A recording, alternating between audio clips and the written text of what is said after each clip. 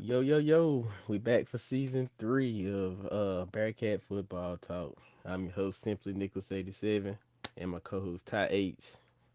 What's going on? Good to be back. Good to be back, and for all the new people that are out there that hadn't subscribed to the channel, y'all go ahead and hit that subscribe button. Also, hit your notification bells when we go live. The best time of the year, right?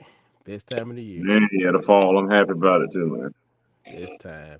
Um, Uh, so we did. I think we went live. Well, it's been a couple months ago. We did Yeah, have we talked to the new coach. the new head coach. Told us his what's the word I'm looking for?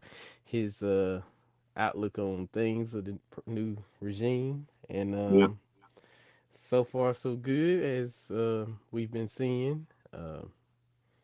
I think the guys that bought in, they're been willing and able coming to the summer camps. We had what was it? I don't had the correct number. we had 90%. It was 45 guys who were at least at 90% of all the off season practices or off season meetings. Okay, which is a plus. It's a steer in the right direction. Yeah, Considering that this is a new, I want to say new system, new new leadership, regime new altogether. I mean, I know he was affiliated with the program, but a new regime as far as him being the head man. right. So I know you went to the jamboree Yeah, uh last week, if I ain't mistaken. Yeah. yeah. Last Monday at Central Bears High School, it was Okay. the teams that participated were Central Bears, Anson, Cuperson, in South Iredale. Anson, at least when I was there, competed against Cuperson and Central Bears. Um, from your, I know it's just a jamboree, but from your outlook, what did you see um, heading Uh, into the opener? well, I saw that we have some speed on defense. On the edge, number 33 and number 22, they have some juice on the edge. So I think those guys are athletic and they have good straight line speed as well. I think when defending against the pass, I think that we should be able to generate a pass rush. I Hmm. like I saw pretty good size too, especially in the trenches. I saw good size, good height, and good build. So I mean, hopefully that'll translate well. Of course, in a scrimmage, there's still some things they're working on and trying to iron out. You can tell there's things that they're still trying to work the kinks out with, which is expected this time of year. And Hmm. hopefully, going into week one, some of those things will clear up, and as they continue to work and progress, um, they'll start to gel, and it'll be like clockwork. Cool. Um, I know we have some returning starters. The running 13, backs, 13 of them to be exact. 13 returning starters, which is a plus. Which some underclassmen, which is also a plus. Um, Looking forward to week one. I wanted to get into the schedule a little bit. Let's see. I'm gonna pull it up because I actually have it right here. We start actually this Friday. From yeah, this Friday It with was no step North Stanley at home. correct. Um, your outlooks on the first game. I know it's just the first game. Um, I always feel like this. We should have never lost to North Stanley last year. I thought I'll be transparent. I think we blew that game last year. I thought that was a game where we had the better athletes, the more talented team, and I think in that game, especially in the second half, there were times when we looked unprepared. There were times that we struggled to get lined up in time, and the two touchdowns that North Stanley scored last year were on quick snaps where we weren't lined up. So that has to be eliminated going into week one this season. As far as athlete for athlete, I think we're the more talented team, and I think that if we play up to our potential, that's a game that we should win. The Mhm. key is you can't be sloppy. You have to execute. You can't have silly turnovers, and hopefully some of that sloppiness that we had in the week one last year won't continue this year. I've also believed that North Stanley lost some key players from last year too, so the expectation is they might not be as good as they were but nevertheless, we got to focus on what we do. So if Right. Anson County lines up and just protect the football, be smart, don't get untimely penalties, that type of thing, it's a game that we should win. Right on. Uh, I want to get into a little bit more of the schedule as well. Um, this is I want to call this the redemption tour because technically this is the same schedule. It is. Uh, It's the exact same schools we played last year, yep, the just switching same. up the road. Yeah. So we have Sun Valley week 2, which the Sun Valley game I thought was a close game until the fourth quarter. Yeah, to late in the vocal, to like the Yeah. last 6 minutes. Yeah. It avalanche on us. The Oh, North Rowan game, that was a game we waited too late to start playing. Like late third quarter, the guys finally woke up, started playing, but it was too little, too late. and then the turnaround point of last year at the Almar game. Yeah, I mean, Albemarle at least going to the season healthy. They got quarterback Dre Davis healthy. That he missed a good portion of last season, which probably contributed to a slow start last year because they got off to an 0-4 start, but then they ended up winning like 5 out of the last 6 games, or 4 out of the last 5 games. Went on to win a conference championship and go on to win a first round playoff game as well. So it looks like they were a different team when Dre Davis is on the field. So if Dre Davis is healthy, it's expected that we'll actually see him on the field, which means we're gonna have to play a much better game against them this year than we did last year with their best athlete back on the field. Right. Uh, Home against Central Pageland. It's a game that you should win, but you still got to play them all. I mean, you still got to play. Yeah, you gotta play them all. Parkwood. I think that Parkwood game was on the road last year, which is home this year. So Yeah, we beat them last year, 34-27. yeah, and then Piedmont at home. And they beat them last year, 28-14. Now the game that I'm circling that I'm real curious about is that Monroe game because I wasn't there, but from the score, we hung in there for, I think with maybe 2.5 quarters. quarters. And a lot of Monroe people even tell you that too. That was a game we were in that game. That game was 20-14 at halftime. We get the ball back in the third quarter, open the drive. We're marching down the field. We get the ball in plus territory, still marching, and then we have a fumble on the QB center exchange, and Monroe runs that back for a touchdown to make it 26-14. The very next drive, we drive all the way down the field again. We're back in plus territory, getting close to scoring range, and we have another fumble, and that led to a touchdown that made the game 32-14, and things avalanche from there. Um, of course, Monroe has an excellent team in return most of the people they had last year, and of course, to beat Monroe, we're going to have to be playing our best football at that time, and going to have to play smart football as well, where we can get run out of the stadium. As Hmm. far as athletes, I think athletes have Anson has the athletes to compete with Monroe, but you got to be more than just athletic to compete with Monroe. You also have to be smart. You have to be sound. You can't get untimely penalties. You can't have untimely turnovers, unforced turnovers, that kind of thing. You can't have things like delay of game or not getting lined up properly, illegal formation. You can't have those kind of things against Monroe if you want to hang in that game. You have to do the routine things correctly to have a chance to beat Monroe. But like I said, that's down the road. First Maybe thing is week start one. those good habits this week against North Stanley.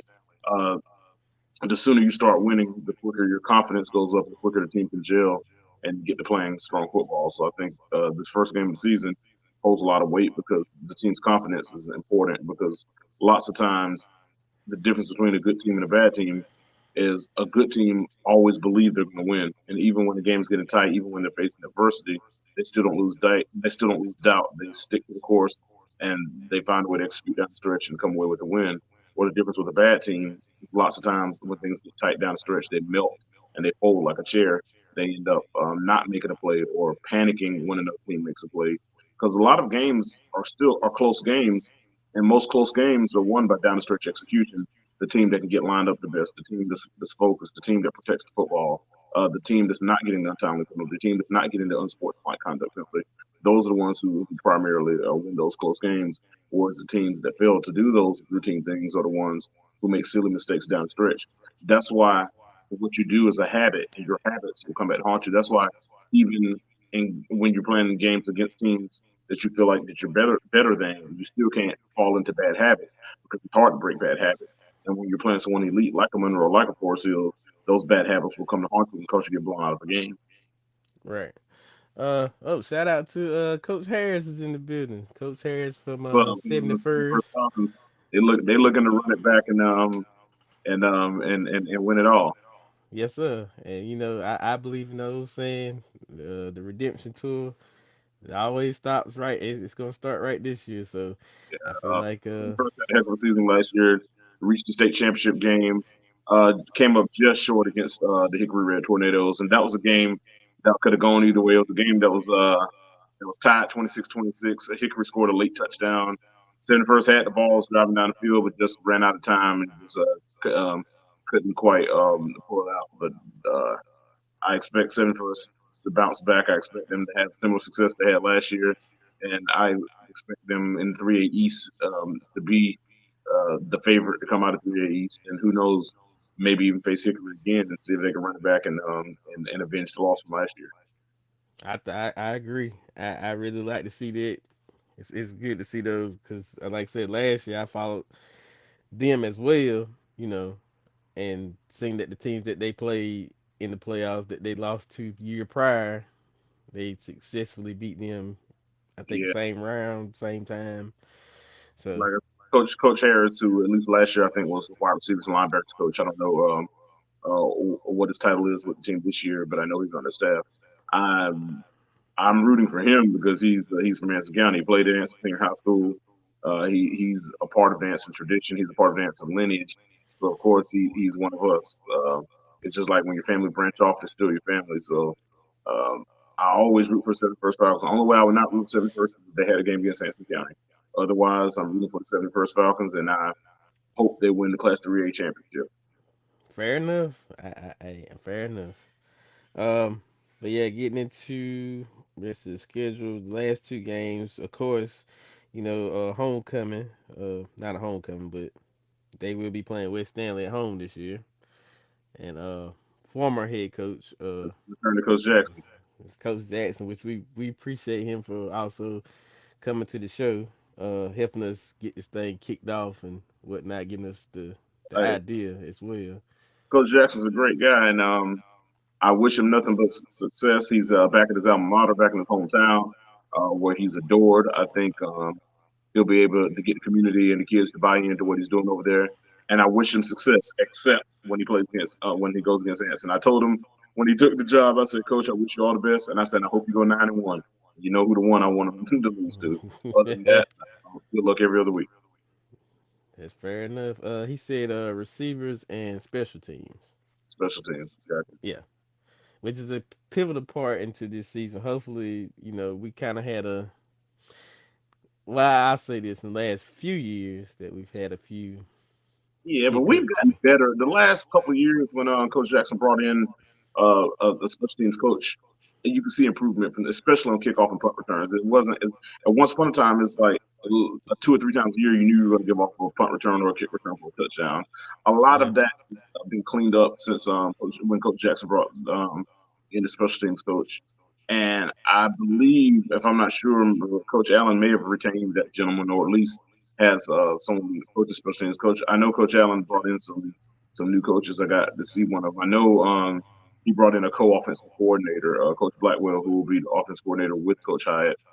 If I'm not mistaken, he most of his coaching experience comes from high school football when he was coaching in the state of California. I believe he was coaching somewhere in Northern California, if I'm not mistaken. I did a little research on him. I know that program has success. They kind of hit a wall when, unfortunately, that city, that town was engulfed by fire, burned most of the town down, which I think had an impact on the program. But I know that at least up to that point, that program where he was working with was a successful program. So he brings a winning lineage to this program. So I'm happy that he brought in a coach who's not from the area, so we can get a different perspective as well. I respect the guys who are on the staff who are from here and from the surrounding area, but I'm glad that he also brought someone else in who has a ton of experience and has a different perspective, come from a different region, and can and perhaps bring some enlightenment and a different voice to bring a change of pace with the offense as well. So I'm looking forward to see how he and Coach Hyatt mesh together, co-offensive coordinators, and I believe those two gentlemen are also co-athletic directors. directors. Yeah, I think so. At least if I'm that's not the way mistaken. it's posted. And I haven't talked with Coach Jordan, so I don't know if he stepped aside or what happened there. But I will say that I appreciate Coach Jordan. He's always was a fan of the show and always said, hey, if you ever need any coaches and need access to anything to do your show, just reach out to him. So if Coach Jordan is no longer the athletic director, I do want to let him know that I appreciate what he did and the support he gave. And as far as Coach Hyde and Coach Blackwell, I've never met Coach Blackwell. I don't know him, but I have met Coach Hyde, who's a friend of the show as well. Former head coach at Anson, former head coach at Piedmont, a guy who a longtime educator. So one thing I do know is that Coach Hyde does want what's best for Anson County's athletic programs. He's from here, from Anson County. Has a natural love for the program. Played at Anson, coached at Anson. So, one thing I do know, whatever decisions that he makes in that administrative position, I know that it's going to be with good intent and with the intent to do what's best for Anson. So, looking forward to see how that goes. And congratulations to those gentlemen on their promotion. All right, no doubt. Jermaine Griffin in the building. What's going on, man? Appreciate you for popping through. He said, I hope we can start winning early. That we're gonna be huge for us. That's true. And Absolutely. Jermaine, a lot of that rides on the legs of your son.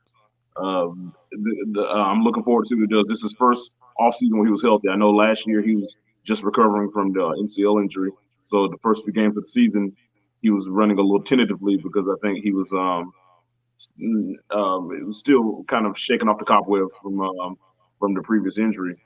This year it appears that he's been healthy the entire off season, so I expect your son Shazier to hit the ground running. I know that game against North Stanley, he got nicked up a little bit last year. Some of that was when he was still recovering from his injury, but this game, I expect him to be running like the Jazeer that we saw the second half of the season.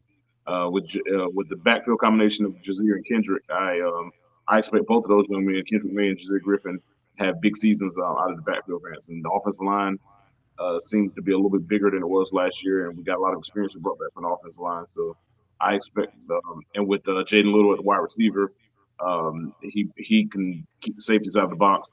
Wide receiver number 18, he shows potential. He shows a good burst of speed and shows flashes of having flashes of being a good receiver as well.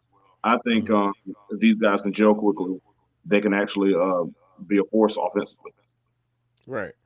Um, I want to get into. Let's see. I got one more. Yeah, last game of the season at Forest Hills, and that last game of the year was a heartbreaker. Regular season Yeah, it was a game. game that we had every opportunity to win, and so it's just late game execution. It's a combination of late game execution, late game management, and it just came up a little short in that one. And think about it. If we won that game, we'd have been second place in conference, would have had a winning record, and would have likely been at home the next week in the playoffs. Instead, that put us in a position where we had to play the same team again and go on the road to the playoffs. And then that next week, they beat us more decisively, and it kind of was a damper to the end of a season that had started to come around and was becoming a good season. But like Coach Allen told us after that game was over, even before he became the head coach, he had started evaluating and brainstorming on ways we can be better.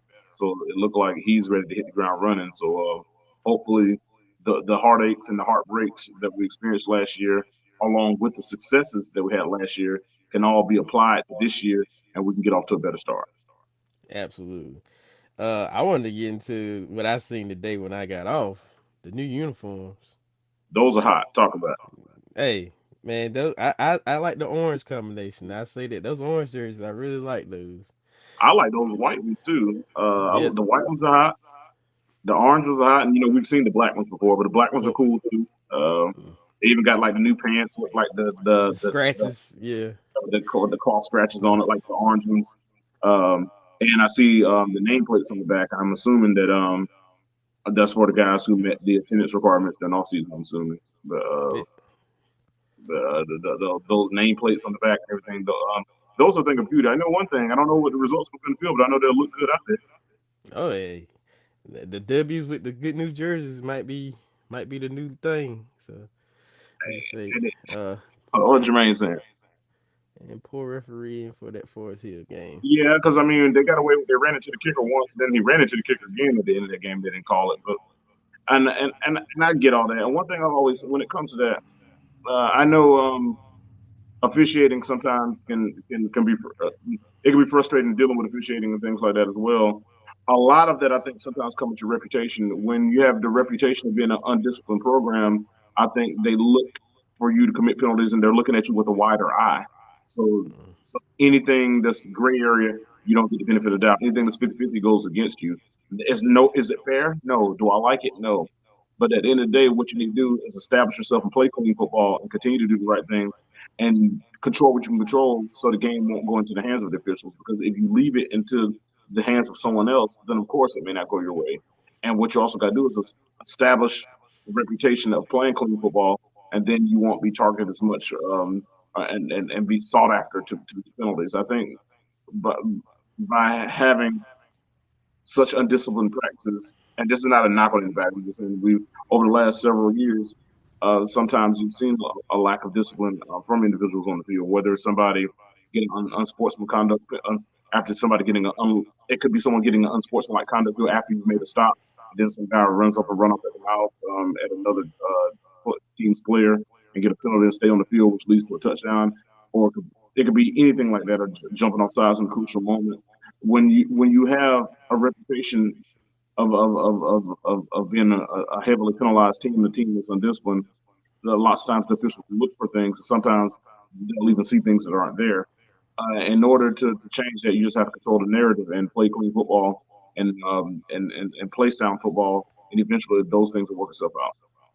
Right. Um, what did I want to get into? Oh yeah, I don't know how true that is. I think we touched on it last year a little bit about that class reclassification thing. Has that changed any further? And in the finals, I know they're going to go with the big 32 model. So I know the 32 largest schools will be 8A, and then a certain amount. Then Anthony probably got more on it, but I know they're doing the big 32 model is what they're going to do. So the 32 largest schools, whoever they may be, based on the ADMs that come out this year, will be at Mm. class 8A.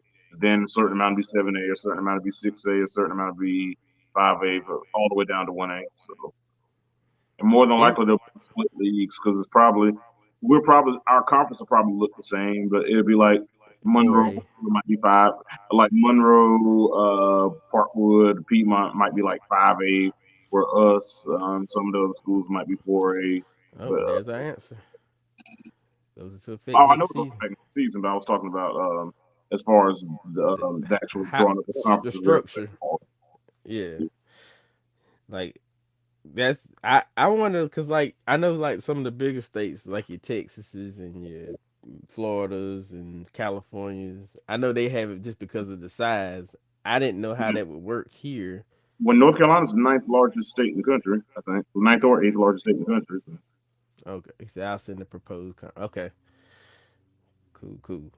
We And could Nick, we when can look he into. sent it to me. But I Yeah, think the Rocky River is going to look similar to how it is. Just it'll be a 5A 4A league, a 5A 4A split is more than likely what it's going to be. compared to how it was. What 20 years ago it was 4A because that was the actually that still is the biggest classification as this point right now. Yeah, Yeah. yeah. So I mean, we'll be like right in the middle of that.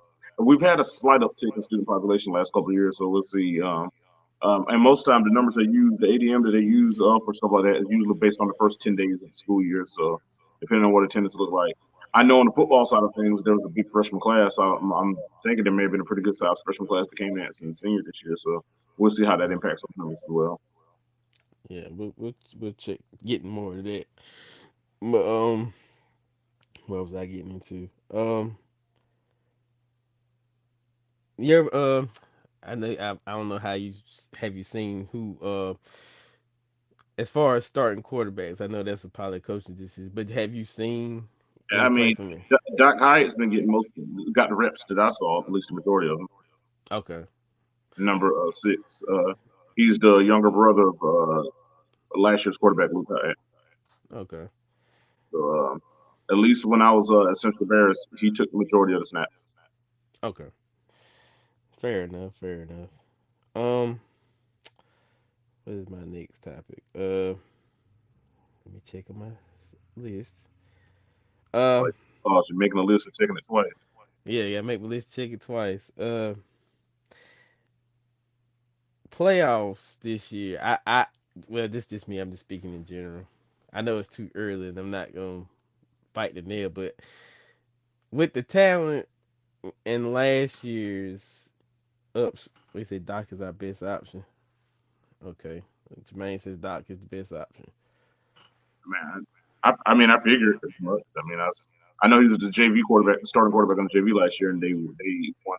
They had a winning record, so I Yeah. figured that he would be the front runner going into the season.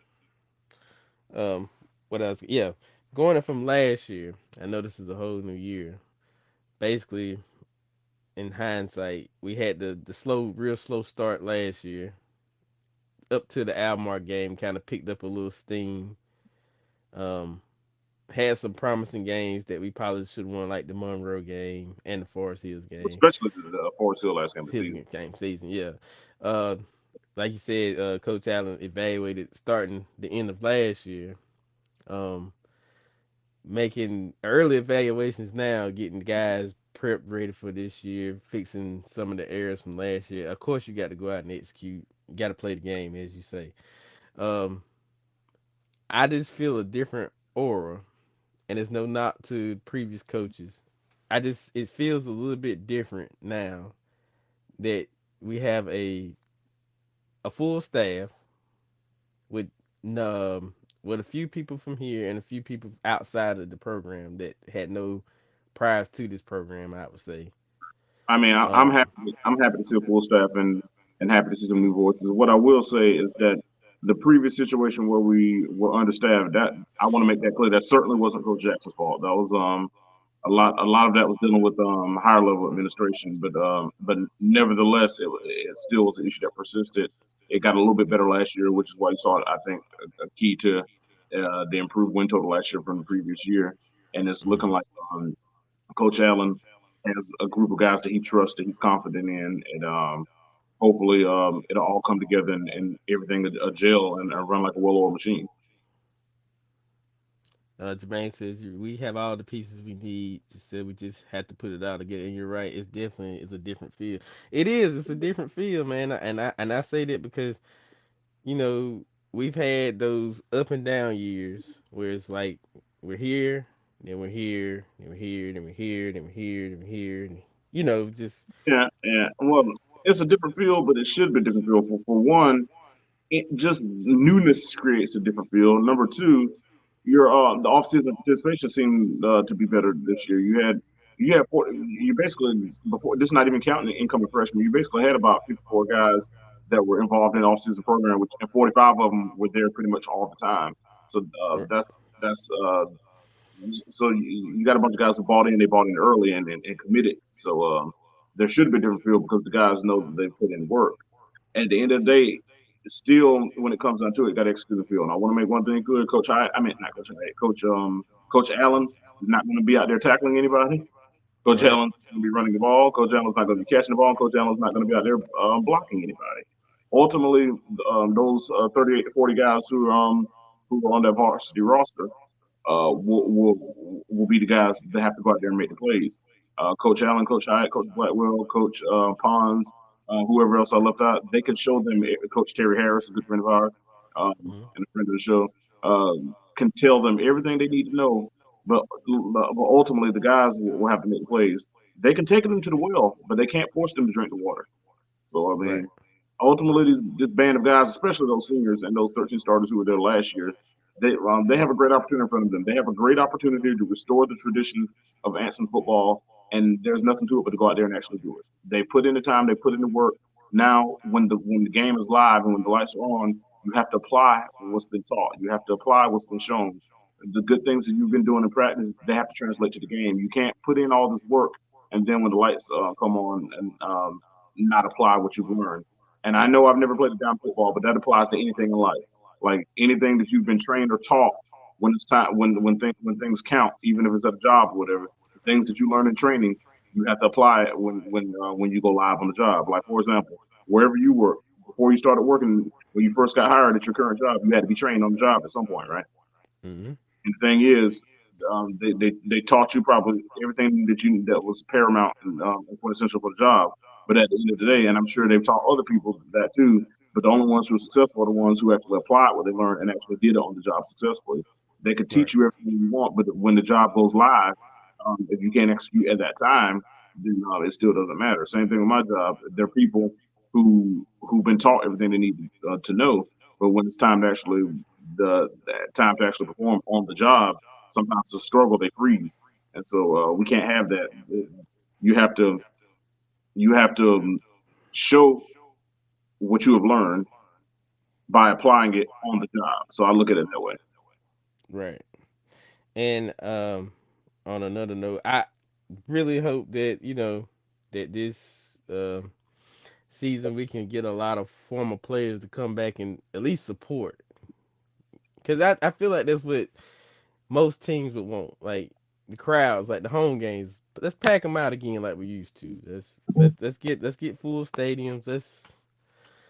I understand people work and do all this, but it's good to see a crowd at a stadium. You know. Yeah. Well, I would love to see Stephon Anthony and Brendan Ellerbe at a game. Yeah. I would love to see Marcus Ham Smith at a game. I would See love him. to see a lot of our former greats, Cedric Holt, some of those guys at games. Love to see Antoine Marks, James Kirby, and all them guys at games like back in the day. You know, those guys were quintessential members of our program and were part of big games and big wins that helped establish the program at that time as one of the premier programs in all of North Carolina. So, I mean, I would love to see all that. Before we get to that, we just got to get regular attendance up. Right. Attendance has been the best. But, the thing about it, man, winning cures all of that. That does. It does. Winning cures all that. There's a song that says, everybody loves a winner, but when you lose alone. That song is true when it comes to the sports. It's also true when it comes to life. Uh, people people want to see wins. Another thing is in our local newspaper. You rarely see any coverage of the program, so through our local newspaper as well. And the thing about it, Anson Record is now owned by the same company that owns the Richmond County Daily Journal. But the Richmond County Daily Journal, they cover Richmond Senior High School. But the Anson Record typically doesn't cover Anson High School. So I haven't in several years. So a lot of times the word of mouth is not there, and also the level of excitement is not there. Like you don't have when Anson Express where you have Lightning Gaddy, the late great Lightning Gaddy, giving prognostications on games and all that. You don't have that anymore. So speaking of aura that you spoke of earlier, the aura isn't there, and it's the community and the neighborhood, the whole area has become so maligned to where there's such a negative sentiment just throughout the community overall. I mean, if you look over the last few years, the young people, the teenagers and stuff that we've lost over silliness and all that, it just seems like there's such a negative energy throughout the community, even when it comes to the social economic climate of the area back home. It's um, it's just such a negative vibe where anything that's affiliated with the area is kind of just saturated in negativity. And the good thing about it, once upon a time, things like high school football was the thing that was the distraction from that kind of thing. But is where all of those things have gotten worse. And then on the flip side, our football program has struggled mightily as well. So that remedy hasn't been there to take people's minds off of the negativity that goes around either. So, and as a result of the negativity of things that goes around, the area is not as populated. The school is a lot smaller than it used to be, so we don't even have the numbers that we used to have. It's just going to trickle down effect Fit. Yeah. buried in negativity. And but I think if we can restore the pride and tradition of this program, at least it give people something to rally around, something for the people to cheer for, something for the people to have a positive feeling about, something that people can smile about, something that people can have joy about. That's what we need. Right. Um.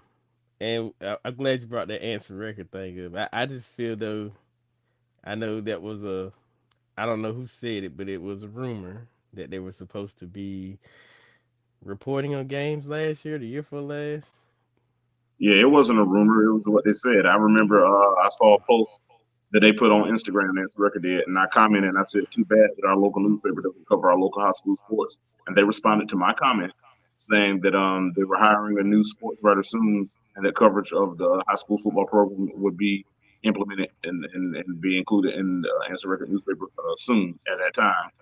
I have seen no evidence of that. So I don't know if their plans fell through or what they expected to happen didn't go according to plan. But nevertheless, I haven't seen any coverage, any recent coverage of Answer City football and Answer Record. I remember once upon a time they would do a season preview. They would have the entire coaching staff. They would have the whole roster, the whole schedule. That created that buzz and excitement. But now it's not there.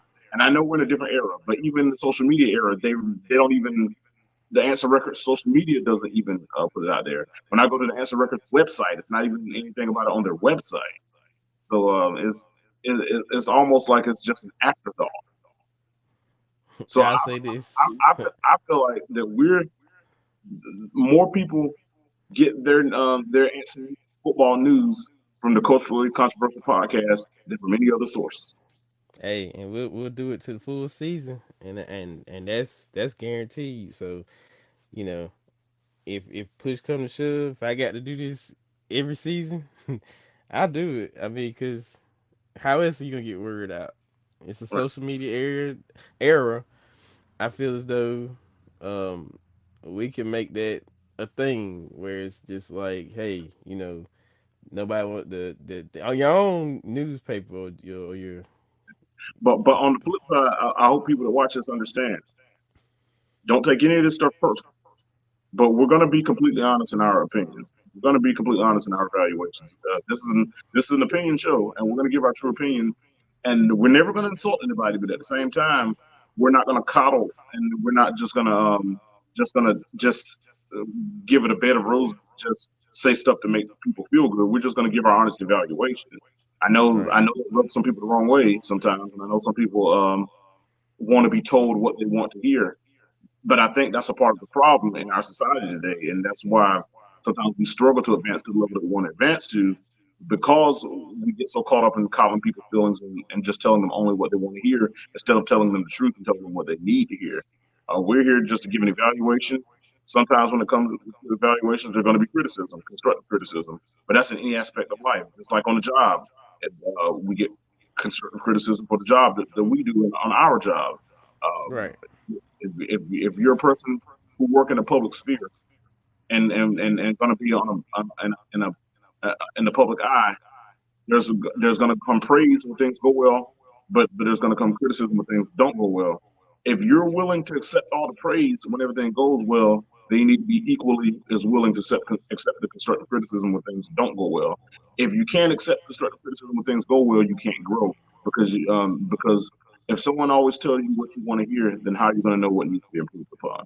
So I mean, to me, that level of sensitivity where criticism isn't welcome is a poor mentality to have because it stunts individual growth.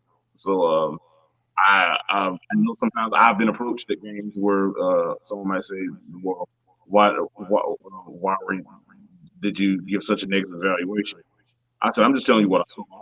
I said, "I didn't insult anybody's skin or anything. I'm just telling you what I saw, and that's not going to change." fair enough. But again, we will be doing this uh for the season because if the local paper don't want to report it, hell, I report it. That's right. You know, hey, Like I said, we want Anson to be successful. We want to see Anson win. I wouldn't drive every week to go watch them play and spend my hard-earned money to watch them play if I didn't want to see them be successful. that's true. And we wouldn't So cover them and try to give them and try to put them on a platform to where people can watch and hear about them and spread information about them if we didn't want them to be successful. right.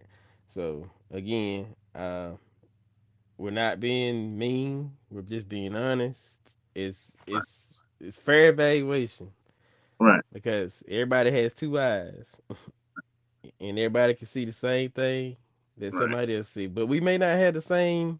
And I'm gonna tell you that's I love that about Coach Jackson. I love that about Coach Allen. One thing about Coach Jackson,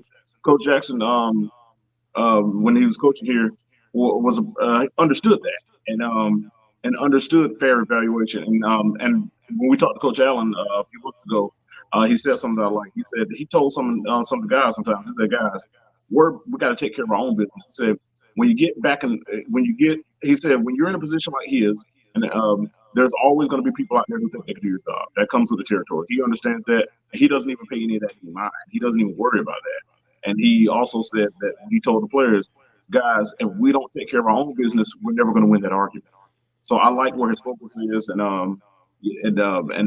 I appreciate him saying that publicly. So I think Coach Allen has the right mindset, and I think Coach Allen wants to win badly, and I think that he's going to do his best within his power to put those guys in position to be successful. I agree. So like I said, this is gonna be a very interesting year. Because considering next year, like Ant said, the new structure, I'm pretty sure the conferences teams might be different teams, might be the same teams in it, maybe a few different teams in it as well. And you know what?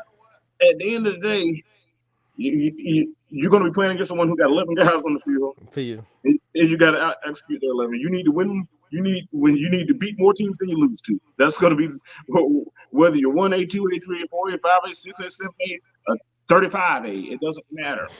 If he you said jump, 35.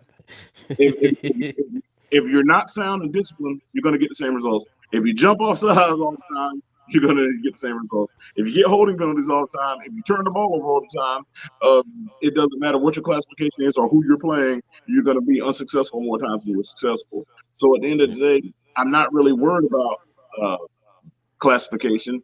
I'm not worried about who's coming in or out of the conference or where we may fall. But no matter where we fall, we have to be the best version of ourselves, no matter where we fall and who we're up against. Because if we're not, we'll get negative results no matter where we fall. And if we do, more often than not, we'll get the better results no matter where we fall. I love to see that 35A But 35A conference. classification is one of the most overrated components of high school football.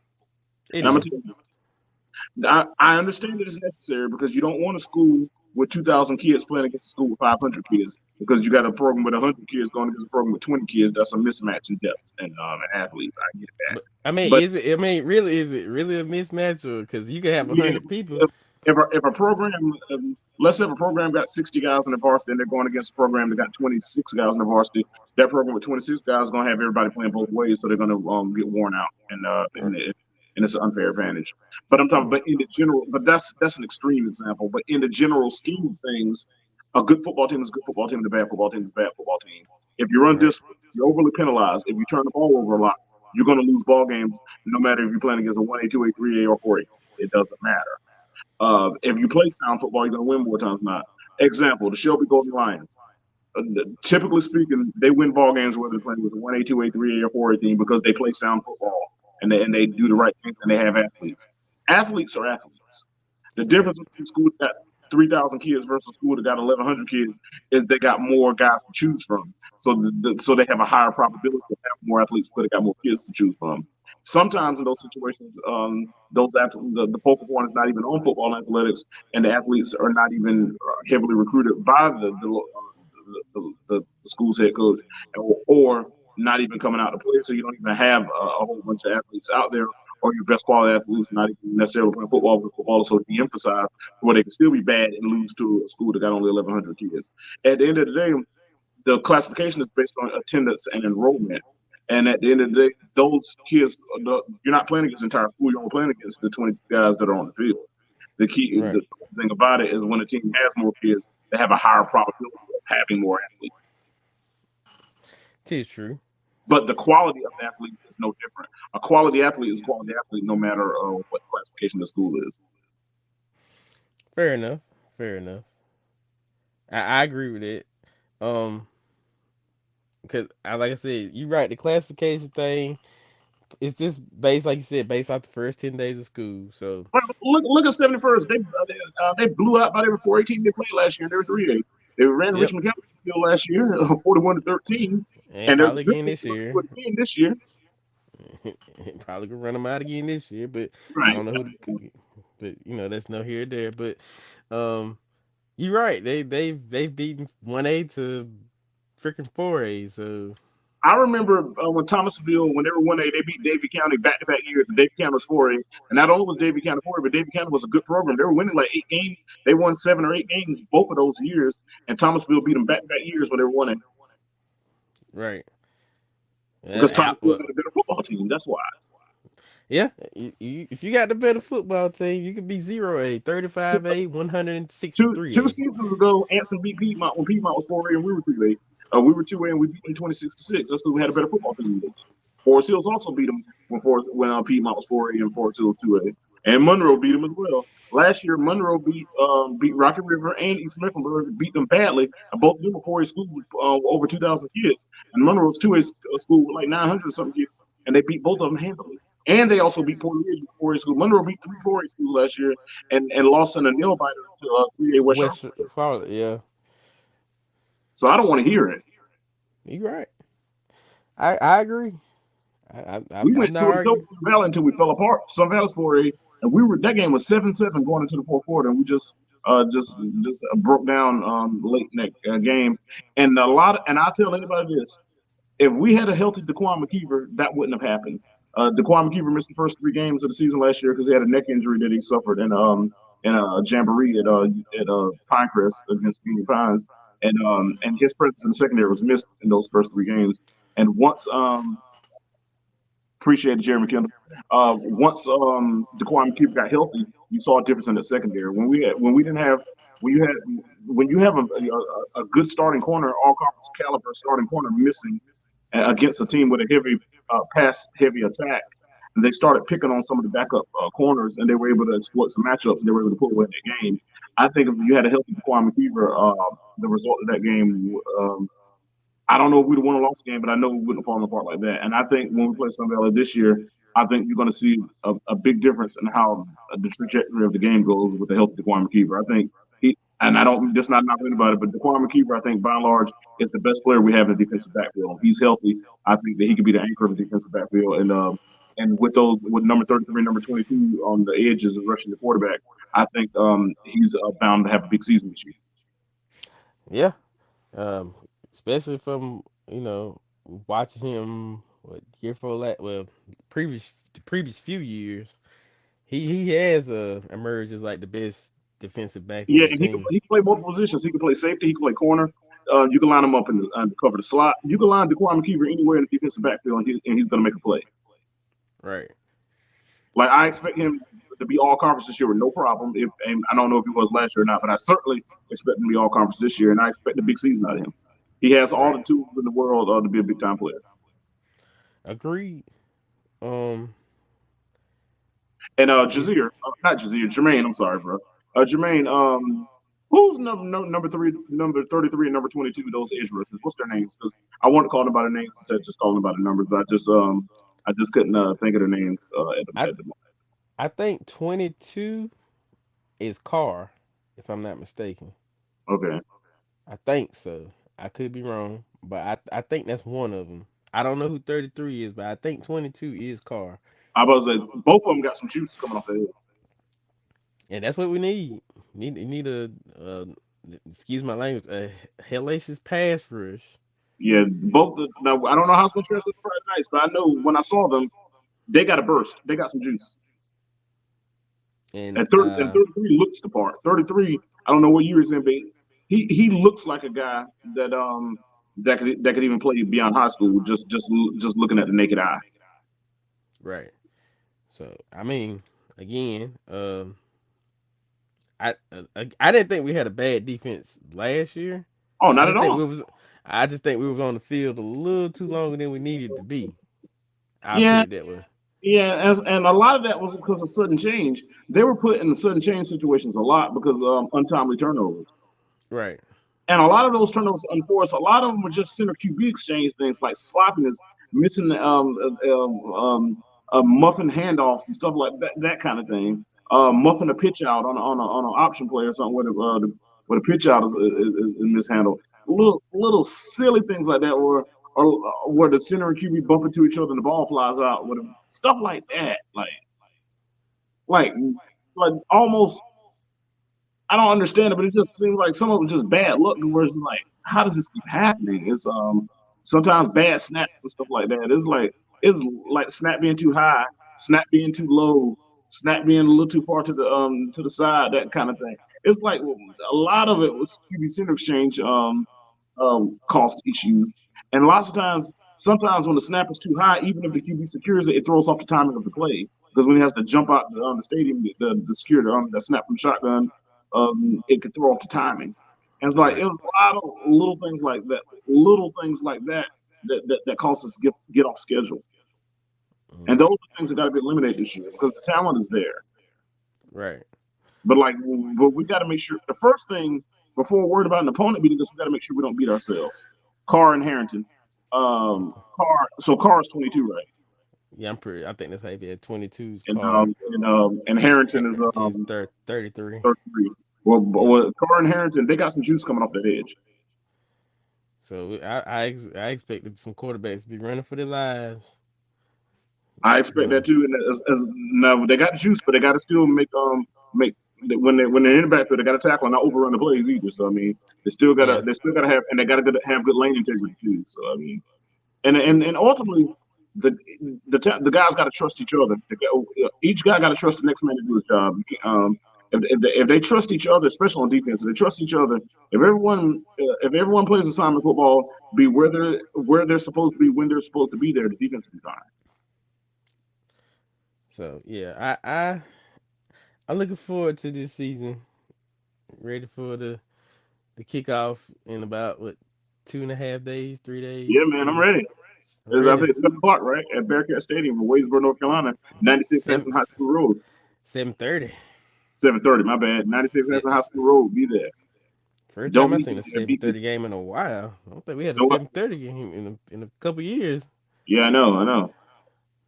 He said, "Who is Ant's QB and your thoughts?" Doc Hyatt appears to be the starting QB. He took most of the snaps. As far as my thoughts, in the scrimmage I saw, they worked primarily on the running game. So they didn't really turn him loose. So I really don't know yet. I know that he had some success as the JV quarterback last year, and according to uh, Jermaine, who's the our starting running back's father, he says that he's our best option. So I trust that they're going to coach him up and put him in position to be successful. I know he got some athletes around him, so he got some playmakers. So I trust him to get the ball in the hands of the right playmakers, and hopefully things will go well. I This will be his first year as a starter on varsity, so I know it's probably first game or so. Got to take a few snaps to whatever to get under his feet, but Get comfortable, hopefully yeah. it'll come together and he'll have a successful season. Yeah, it's been a while since I seen some 7:30 games. I think a lot of games last year was 7 o'clock, maybe, probably. Yeah, the vast majority of them I attended. Well, I attended all of them. I Yeah. think I went to that game last year. Yeah, because I was gonna skip one of those games. 'Cause, my Charlotte 49ers had a game on that same night, but Mayor Fred Davis talked me into coming to the Anson game. Shout out to Mayor Fred Davis, the Yes, sir. mayor. A wonderful man and a great servant leader in our community. We know that he was an excellent and successful football coach. He was also a guy who went on to become principal, had a successful career there, and now in the next chapter of his life, he's after serving many years as a town councilman for the town of Waysboro, he's now the mayor of Waysboro, and is doing an honorable job. And this man has shown that he's a winner no matter what component of life he's in. And salute to Mayor Fred Davis. Man, I'd love to get the mayor on the show one day. He wouldn't mind coming on the show. I'm gonna tell you now, if you get Mayor Davis on the show, we got to talk about more than just football. 'Cause, Yeah, Mayor yeah, Davis, yeah, yeah. yeah, Yeah, Mayor Davis is a well versed man and is versed in a myriad of subject matters and especially being a public official. I'm sure there are opportunities that we can talk to him about what's his vision for the town of Waysboro, what he plans, what he hopes to implement and improve upon in the town of Waysboro to help bring the town back to the thriving small southern town that it once was. So I would love to have Mayor Fred Davis on the town, but on the show. But I would love to reminisce about some old school football moments. But at the end of the day, I would also like to talk to him about his vision for the town of Waysboro, given that he's now the mayor of the town. So I would love to hear what he has to say. absolutely. I want to get into some other sports. College football kicking off real soon. Ready, I'm ready, Ready, everything's falling into place. I'm ready. when high school starts, college is next, and then you already know it's it's, You know what it's it is. yep, it's football time. So the best part of the year, next to my birthday, Yeah, uh, our birthdays are a week apart, so next to mine too. yep. So the yeah, our birthday. We'll say our birthday. Yeah, That's football. So uh, I did pull up the preseason polls for this year.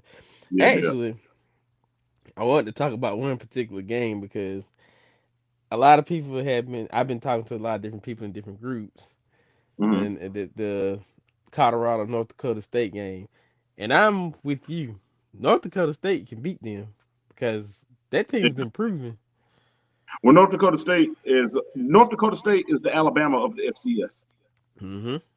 They've won like 5 or 6 national championships in the FCS. That's where Carson Wentz played. That's where Trey Lance played. Both of them won national championships there at North Dakota State. North Dakota State has a great pedigree in the FCS. Like I said, they're over the last 10, 15 years have been the dominant program in the FCS. Again, they are the Alabama of the FCS. Now, granted, I expect Colorado to be improved. They had a good offseason as far as transfer portal is concerned. I expect a great year out of Shadur Sanders. They've improved the offensive line.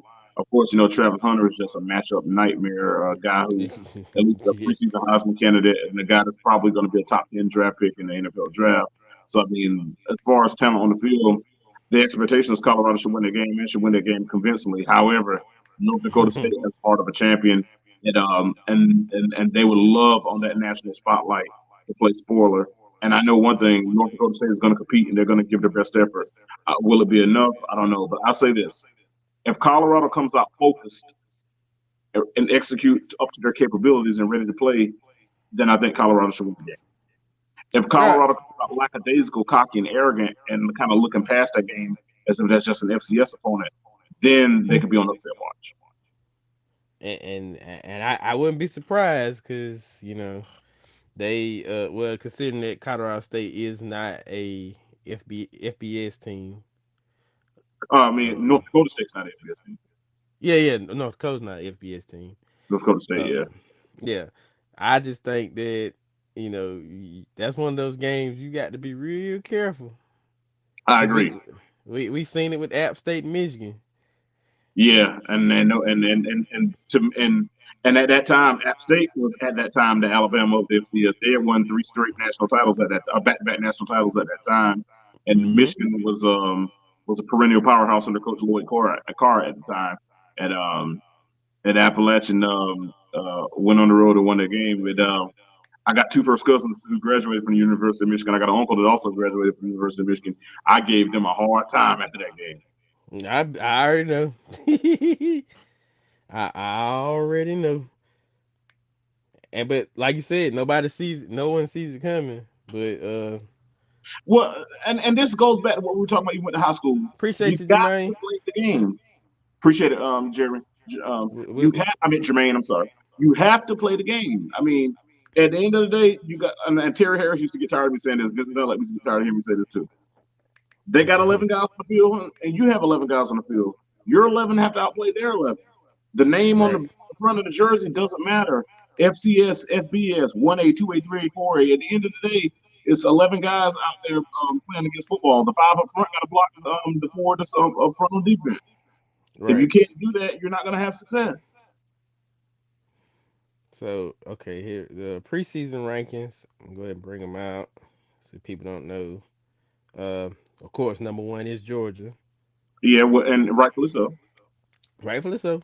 Good quarterback Carson Beck. You know. Number two Ohio State. I'm okay with that. Number three Oregon. I'm okay with that. Here's the one that I'm. It's a lot of questions with this one, and I don't know how they're gonna translate this year in their first year in the SEC. Texas Texas. Longhorns. Uh, Texas had a good year last year. I'm not really worried about the SEC part because I mean, if you're a good team, you'll win no matter who you're playing against. Right. They had a great year last year, but last year they I'm not kind of under the radar a little bit. Well, Texas is never completely on the radar, but compared to this year, under the radar a little bit. Nobody, I don't think, was looking for them to be a college football playoff team. Quinn Ewers is coming back, but now it's like everybody's looking for Texas to compete for a national championship. Now it's like Texas is considered officially back. They got lofty expectations, and sometimes that's a lot to live up to. Another thing to keep an eye on. I know this may sound unfair, and I don't try to get into anyone's personal life, not unfairly. But Mm. Steve Sarkisian and his wife just recently filed for divorce. And Mm. I know someone may say, what does that got to do with football? You know that Coach Sarkisian in his past have had some issues that plagued him in previous jobs, and you never know how a divorce uh, can impact someone, and especially when someone who's had personal demons before, you don't know if that's going to impact um, his ability to function as head coach. I'm hoping that it doesn't. I wish him well in his life, and I'm not trying to make fun of what he's been through. But you never know the impact of those things, especially with someone who struggled with personal demons before. You never know how that could factor in, given that he's now going through a personal storm. So that's one thing to factor in. Another thing is even with your players, the it's kind of hard to now the guys know that hey, this is what we're expected to do. Sometimes that can put a lot of pressure on guys. And then secondly, Quinn Ewers is the guy, but the minute he struggles, people are going to be wanting Arch Manning out Arch there. Man in the yeah, that's what Yeah, I was getting ready to say. you're wondering. I wonder if some of that's going to factor in too. Does it cause any kind of division? So I agree. Texas is a question mark. I think Texas has all the tools to compete for a national championship, but will they do it? Like I said, they're going into a new conference, as you mentioned. I like to believe that if you're a great team, if you're a championship caliber team, it doesn't matter what conference you're in. But at the Hmm. same time, you're not in the defensively. They're going to see better defenses than they saw in the Big 12. So we know that, and it may be a different challenge this year for Texas to live up to the hype, knowing that everybody's expecting them to be well. Sometimes it's hard to win when everyone thinks you're supposed to win. So we'll see how that goes. But I agree that that's a team that we should circle and kind of a few weeks later see where they are. Right. And then All right. speaking of Texas, I'm gonna tell you a track game on their schedule that they better watch out for. They got a game against UTSA, University of Texas at San Antonio. That's a game out of all that gauntlet they got to play. They better be careful. They can f around and lose to UTSA. They like to. I UTSA think it is a was big last year. They got out to a bad start against them last Yeah, they were year. down 17 to nothing against UTSA. UTSA Yeah. is in the American Athletic Conference. They're a good football program and a rising football program. UTSA is no slouch. They've two of the last 3 years, so they've even been in the top 25, like late in the season, like ranked 23rd, 24th. UTSA is a good program, and it would that would really elevate their program if they could get an upset against Texas. So that's a track game to circle UTSA versus Texas. All right. Number five, of course, we know the Crimson Tide. Yeah, and I think they still got athletes. I know they got a different coach, but this coach was just in the national championship game with the Washington Huskies. Yeah. I think they got a good program. We'll see how it plays out because the first year everything should still be okay anyway. I think if there is a drop off, most time that comes like in year two and year three. So I expect this year for them to still be to be playing in the SEC championship game at least. Number six, a favorite of mine that I actually hope gets a shot in this playoff this year, Notre Dame. The Fighting Irishman. I love Coach Marcus Freeman. I hear glaring things about him. My boss is a big Notre Dame fan and a big Marcus Freeman fan. Marcus Freeman is the second African American coach in the history of Notre Dame football. So yes, I have some bias, and I want him to be successful. Notre Dame, they're bringing in Riley Leonard, the quarterback, the former Duke quarterback last year, so they should Hmm. be solid at quarterback. They got a heck of a defense coming back. I'm looking for Coach Marcus Freeman and the Notre Dame Fighting Irish to be really strong this year. There was a game on the schedule I thought was a trap game too. I'm trying to remember what it was. Um, They play A&M week one. They got the week one they'll matchups. beat them. It was somebody else that's kind of an under the radar game. Um, I don't see their schedule here. Sometimes Navy give them fits. 'Cause, Yeah. they beat the hell out of Navy last year, but sometimes Navy every now and then upset Notre Dame. But Navy and Notre Dame have always been rivals, and Navy always give them a tough game. All right. At number seven, Ole Miss. good team, but they're not. I don't think they're the seventh best team in the country. I think when the season's done, they'll be something like down in the 20s and stuff. They got a solid team, but I Yeah, mean, but they're not a championship contending team. fair enough. Number 8, Penn State. Always good, always kind of disappointed a little bit. But Coach James Franklin, another African American coach in college football. Yes, people, Deion Sanders is not the only black head coach in the Coach. FBS or in the Power Five or Power Four now. As I mentioned, Coach Marcus Freeman. We also have Coach James Franklin as well. I know Mr. McElhaney might disagree, but I think he's done an excellent job at Penn State. Some they haven't gotten over that hump yet, and so and who knows if this is the year or if it's not. But I mean, Penn State will be good. I don't know if they're going to compete for a national championship, but they will have a very good team. And anybody in the Big Ten that plays them, they know they're going to be in for a battle when they play the Penn State Nittany Lions. And also at number 9, last year's national champions, Wolverines. The Michigan Wolverines, but they got a lot of roster turnover. Uh, Speaking of, they also have an African American head coach, Coach Sharon Moore. Again, Deion Sanders is not the only African American head coach in the FBC and the Power Four. Coach Sharon Moore, the new head coach of the Michigan Wolverines, he was the offense coordinator last year, filled in when Jim Harbaugh was suspended. Michigan's has been penalized with some violations and stuff. Coach Moore is there to inherit that and dealing with that. So I do expect a little bit of a drop off, not necessarily just because Coach Moore's coach, but with all the turmoil that they're going through. That championship came with a price, and so I think there will be a drop off, but I think they still have a good program. So ranking them 9, their ranking might get a little inflated because they're defending national champion, but at the same time, I think that's a fair and appropriate rating because I still think Michigan's going to always have talent, and I think they could still be a top 10 program this year. All right, number 10, a team that I was kind of disappointed that didn't make the 14 playoffs last year, Florida State. Florida State, man, Jordan Travis is gone. He had well, he ended up getting injured last year anyway, which kind of goes back to why what happened you're referring to, but which I thought was wrong. But I'm not even going to get into all that. Right. Jordan Travis is gone. The question mark is DJ Uiagalelei. He's just the new starting quarterback. Now we know we saw him at Clemson, and he was hot and cold, up and down. Some days, some weeks he looked strong, and some weeks he looked lost. It was a culmination of things. Some of it, the offensive line wasn't the best in the world. They didn't really have an outside playmaker at Clemson during the time he was there. Also, I think some of it was him. He held on to the ball too long, sometimes indecisive with the ball. I think after a while, Coach Sweeney lost faith in him and went with Case Klubnik. Only thing is, I don't know if it was all Young or was it some of Clemson as Sweeney. well, because Klubnik Yeah. struggled the same way last year that Uyunglele did. So I don't know. Uyunglele went to Oregon State last year. He played well at times at Oregon State. There were sometimes it's all right. They still lost 4 games. They still went 8-4, so it wasn't like they were a juggernaut. But he was a solid starter at Oregon State last year. Now going to Florida State, he's in a situation again, just like he was at Clemson, where you're on a team that's expected to compete for a national championship. One thing I will say is they'll have playmakers around him, but he's going to have to actually make plays. This is a now or never for DJ Younghoe. He's at Florida State. He gets to play against Clemson. I know that's probably one of the reasons he came to Florida State. I I think that Florida State has a trap game in their schedule too.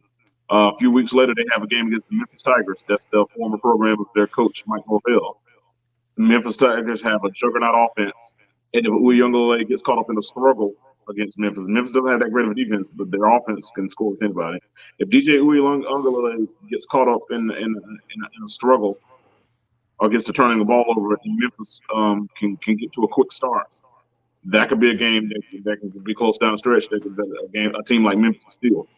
Right. Watch out! Florida State versus Memphis is my trap game for Florida State. I think Florida State will win the game, but they better come to play. If they come out sleepwalking in that game, Memphis will win that game. All right. Number 11, Missouri Tigers. Strong defense, solid team. I don't know if they're going to be the 11th best team in the country when the year is, but they're a strong, solid football team. Number 12, Utah.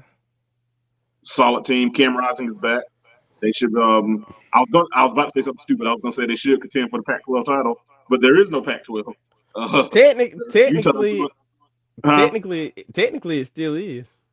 Yeah, but it's only two teams. I Y- mean, you got Washington, they Washington State and Oregon State reached a scheduling agreement with the Mountain West. So and in basketball, They reached a scheduling agreement with the West Coast Conference.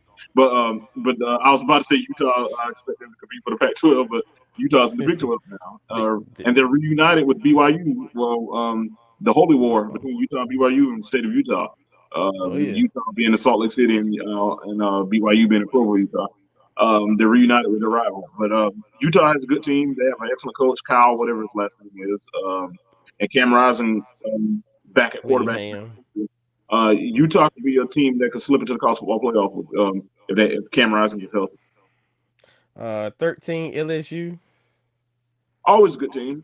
They lost their starting quarterback, Jaden Daniels, who's now the starting quarterback for the Washington Commanders. I was about to say the Commanders. other name, the Washington Commanders. There you Yeah, but LSU programs like LSU, they reload.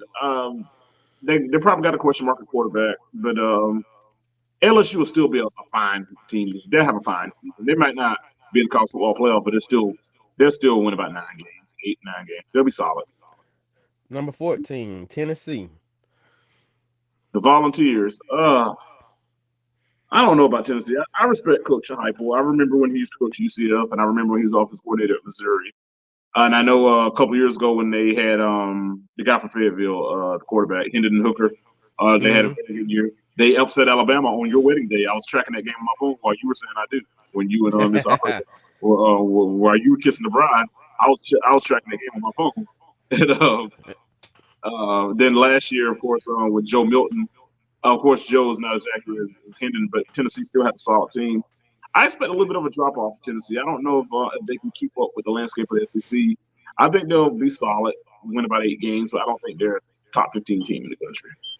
Shout out to Joe Milton. He's a Pat now. Yeah, he's with your New England Patriots now, and they say he played well one of the first preseason game. He He got really to be did. honest. If he could ever get his accuracy together, he got a cannon. He reminds me of Quincy Carter, so but that could be a I was, compliment or not. Huh? he's a dual threat. We technically have two dual threat quarter. We actually got three dual threat Yeah, quarterbacks. I, but I count Brissett too. yeah, but Joe Milton reminds me of this like a guy that could be that's similar to Quincy Carter, and that's might be a compliment or it might not be. Quincy Carter at Georgia, but even when Quincy Carter was at Georgia, he had a big arm and they had a good team around him. But Team, it's yeah, but it wasn't like he was just most accurate guy. Joe Milton, to me, Joe Milton's the translation is Quincy Carter. that's fair. I give you that. I like both quarterbacks we got. I know that we're probably gonna more likely start with maybe Brissett Oh probably. yeah, I mean, before the season's over, May's going to be the starter. Brissett's one interception away from May being out. I agree, but I support Brissett. I Yeah, give him I give him a former shot. former, former NC State Wolfpack quarterback Jacoby Brissett. Yeah, I give him a shot, but Former Florida Gator too. He's a Florida before he went to NC State. But anyway, we I think that I feel like we got two good backups yeah. if things go and left. and by the way, Nick, the poll that you that AP poll or coach's poll? Just curious. This is the make sure if I'm right. I think this is the AP. Let me see. Yeah, this is the AP poll. Okay, Yeah, this AP. Where was that? well, At? you ought to be Tennessee. somewhere around there. Uh, number 15, Clemson. Okay, so they're 14 in coaches and 15 in the AP.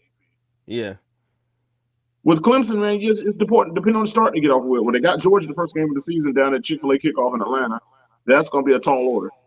Clemson has a front seven. Their front seven to be able to play. Their secondary is still sometimes susceptible to big plays over the top. Uh, I'm not sold on Case Klubnik the QB. there you go. I was I'm no going to longer say sold. it. Well, first of all, I'm not sold on Dabble Sweeney, the coach. And Hmm. someone's going to say, well, Tyrell, what are you talking about? Dabble Sweeney's a two-time national champion, has gotten his team to 4 national championship appearances and won 8 ACC championships. I understand all of that, and that's in the past. What I've noticed is over the last several years, when you're winning championships and winning at a high level like that, people coach your coaches and Hmm. people coach your best assistants. And now a lot of his great assistants, who are also great recruiters, are not there anymore. And you've noticed there's been a consistent drop off over the last 3 years or so with that program, 3 or 4 years. And it seems like that program has lost its luster and it doesn't have what it once had as far as its aura. And I think now we're seeing that Dabo Sweeney, to his credit, assembled great staffs, which helped him have immense success as a head coach. But now I'm seeing that he doesn't have the staff that he once had. We're starting to see that just as a leader overall, that he might not be the guy that can get this team back to championship form without the stats he once had. Another thing, his lack of willingness to adapt to the landscape of college football. He doesn't believe in NIL. He doesn't believe in the transfer portal, and he's a guy that has openly spoken against it and has been stubborn to it. It kind of reminds me of the basketball coaches who refuse to adapt to the 3 point line. That's kind of what Dabo's swing is right now. And then if he doesn't adapt, like social Darwinism, they say you either adapt or you perish. Survival of the fittest. There you go. Now he's failing to adapt. And if he doesn't come around soon, he and his legacy will perish. So And that's the thing. And I want to pick it back off what you were saying about that. It has diminished when you lose two good coordinators, a Brendan Streeter and a Brett Venables, who had that defense pretty much top five, I'll say, in the country at one yeah, point in time. sure did. And when you and Lost Tony Steph, Elliott. Yeah. yeah, Tony Elliott. So you lost a lot of good good coaches, good quality coaches at that. Yeah, And it, one thing I do hope is, Stephon Anthony is a GA down there. I'm hoping that maybe some of those lead openings where he could have an official coaching position and eventually climb up the ranks in the coaching and maybe one day be a head coach in college football too. I'm hoping that that could happen.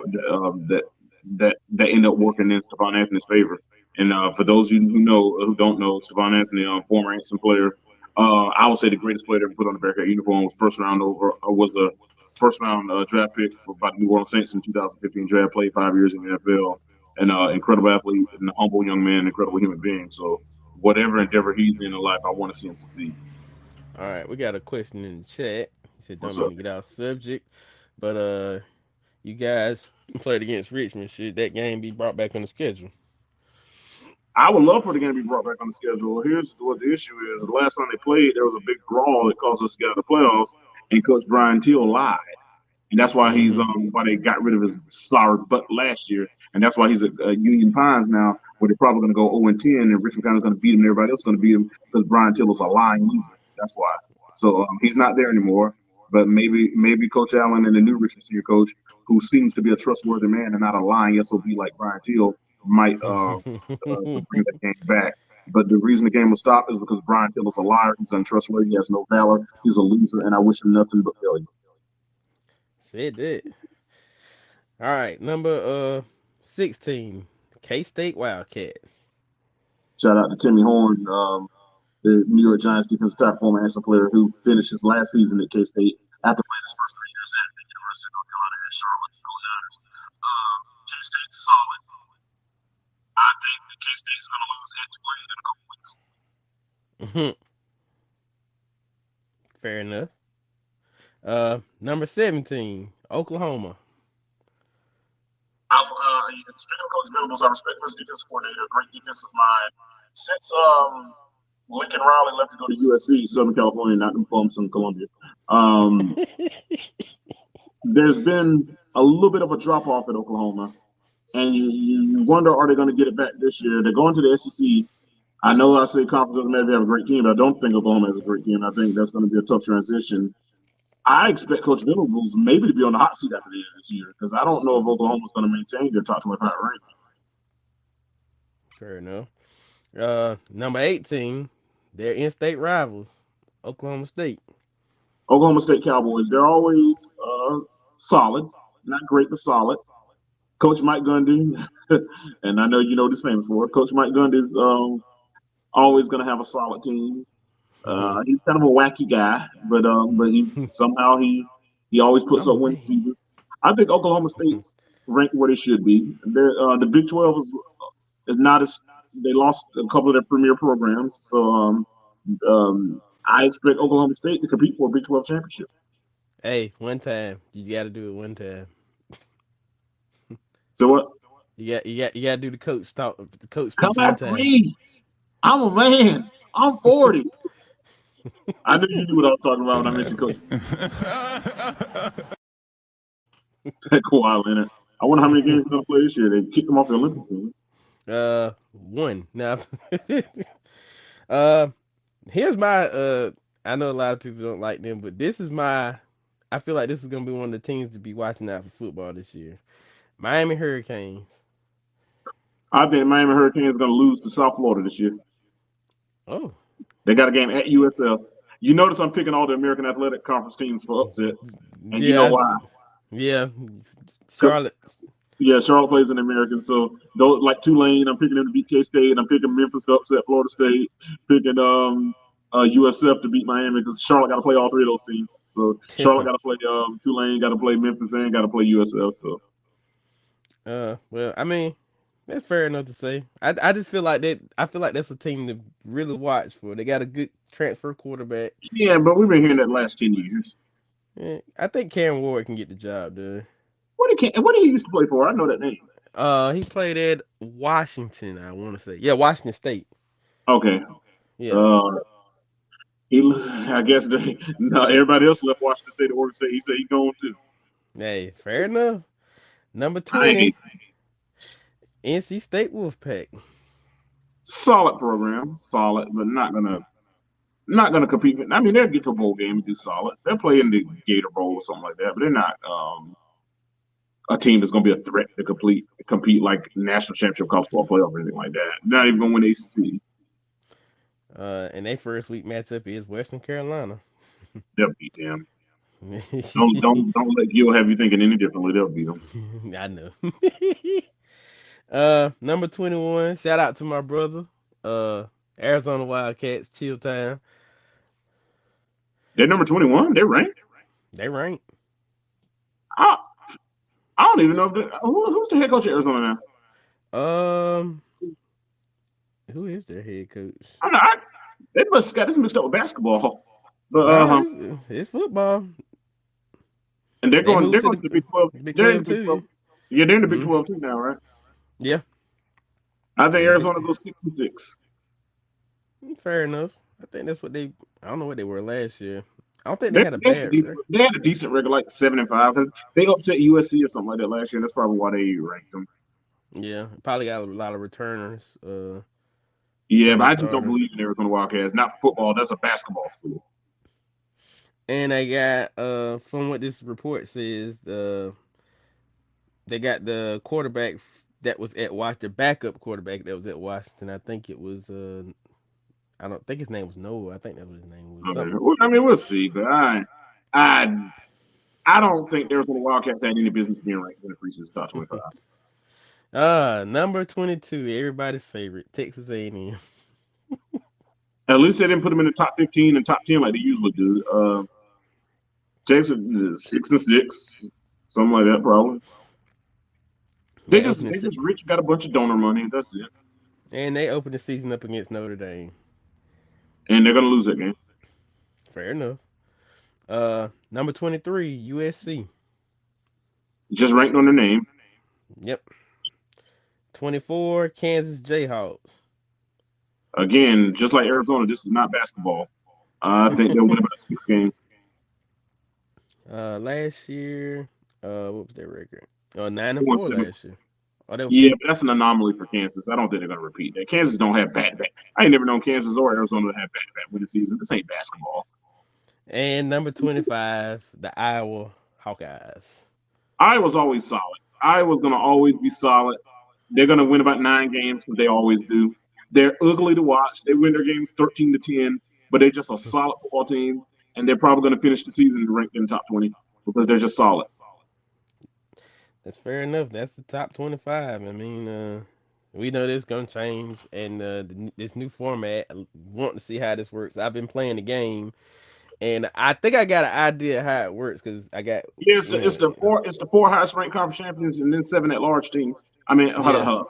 it's It's 12 five. teams. Hold on, I did the math wrong. It's the Yeah, uh, it's the four highest ranked conference champions and then 8 at large teams.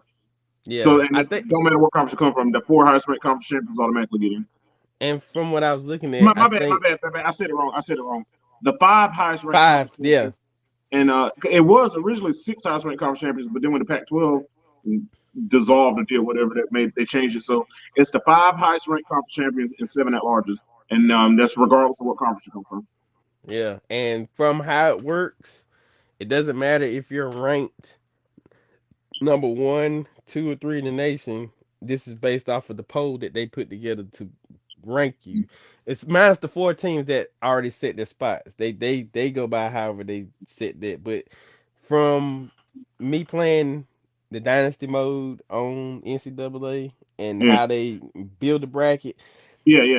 from what I've seen, it's based off. It's not really based off of record because the teams that were in there, you can actually lose about two or three games and still have a chance.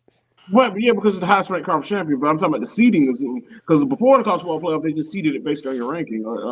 Like if so with the high if the highest ranked conference champion is ranked number one in the nation, where they get number one seed.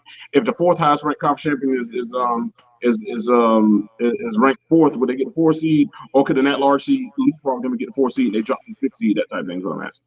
Well, basically, with the top four, from how they had it set up, the okay, for example, number two in the playoff seed was ranked number 10 in the AP poll, But I'm not talking but about they AP were poll. I'm not. I don't, hold on. But even in the last few years, they didn't go by AP poll. The college football playoff poll committee had a ranking they put out every week, and they went by those rankings. So yeah, I I'm know, not worried about AP poll. yeah, I get that, but that's what I'm saying. Like, I get what you're saying, but what how they had it set up. So I guess if they won the conference, like, so for example, there was a scenario where Kentucky won the SEC, but Right, they were ranked number 10 in AP, but they were ranked number 2 in the playoff rankings. If you get what I'm saying now. right. Just like they Yeah, did last year. yeah. But with the I think it's because you could actually I think now there were teams on there that were I don't think they were runner ups. How it was set up, it was I put it like because this, man. What I'm gonna look it up to see because it should be available somewhere, and then yeah, next week, whatever, we can come back and talk about it more in depth. somebody. Yeah. That, but it's weird. It's not weird, but it's weird how it looks on the, cause it's bracket, but it looks weird. I had to show you a picture of it, It's and all you good. can We'll see. figure it out. Yeah. But yeah, I think that's be it for tonight. We at the hour and 26 minute mark. So giving the closing remarks out. I'm gonna give you the floor. All right. Floor. All right. I've been seeing on my feed. I didn't know this gentleman, but I saw the Nancy County Sheriff Department. We had a lieutenant of the Nancy County Sheriff Department who transitioned last night. Didn't know the man, but everything that I heard about him was glaring. I've heard people from different backgrounds uh, give this man praise for being a wonderful human being. I know he served his community for many years as a man who served and protected the county of Anson. So I did not know the man, but saddened to hear of his passing, and I want to render a salute to the gentleman for the service that he provided to the county and for the protection that he provided to the citizens of the county. I know law enforcement a lot of times get a bad rap because sometimes you run into bad people who are in law enforcement and they give the whole group a bad rap. But at the same time, I want to commend those who do what they're supposed to do and who serve and protect. And Godspeed to this gentleman that we lost yesterday. All right. With that being said, man, we up out of here. Friday night, 7:30. If you ain't doing nothing and you in the area, go ahead and purchase you a ticket and come out and support. 96 Anson High School Road. There you go.